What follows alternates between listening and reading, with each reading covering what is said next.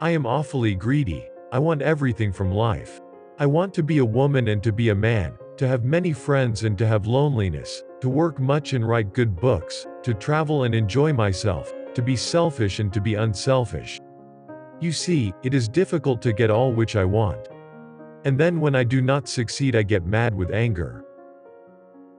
Being deeply loved by someone gives you strength, while loving someone deeply gives you courage. It is good to love many things, for therein lies the true strength, and whosoever loves much performs much, and can accomplish much, and what is done in love is well done. America does not know the difference between money and sex. It treats sex like money because it treats sex as a medium of exchange, and it treats money like sex because it expects its money to get pregnant and reproduce. You have power over your mind, not outside events. Realize this, and you will find strength. Courage is the most important of all the virtues because without courage, you can't practice any other virtue consistently. Don't be afraid of your fears. They're not there to scare you. They're there to let you know that something is worth it. Confront the dark parts of yourself, and work to banish them with illumination and forgiveness. Your willingness to wrestle with your demons will cause your angels to sing. To feel aroused is to feel alive. Having great sex is like taking in huge lungfuls of fresh air, essential to your body, essential to your health, and essential to your life. Man often becomes what he believes himself to be. If I keep on saying to myself that I cannot do a certain thing, it is possible that I may end by really becoming incapable of doing it. On the contrary, if I have the belief that I can do it, I shall surely acquire the capacity to do it even if I may not have it at the beginning. Some people believe holding on and hanging in there are signs of great strength. However, there are times when it takes much more strength to know when to let go and then do it. Life is made of so many moments that mean nothing. Then one day, a single moment comes along to define every second that comes after.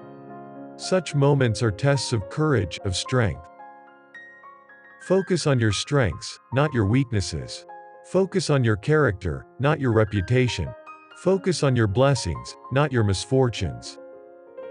When you make love, you're using up energy, and afterwards you feel happy and don't give a damn for anything. They can't bear you to feel like that.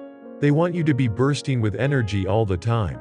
All this marching up and down and cheering and waving flags is simply sex gone sour. If you're happy inside yourself, why should you get excited about Big Brother and the 3-year plans and the 2 minutes hate and all the rest of their bloody rot? I think that we are like stars.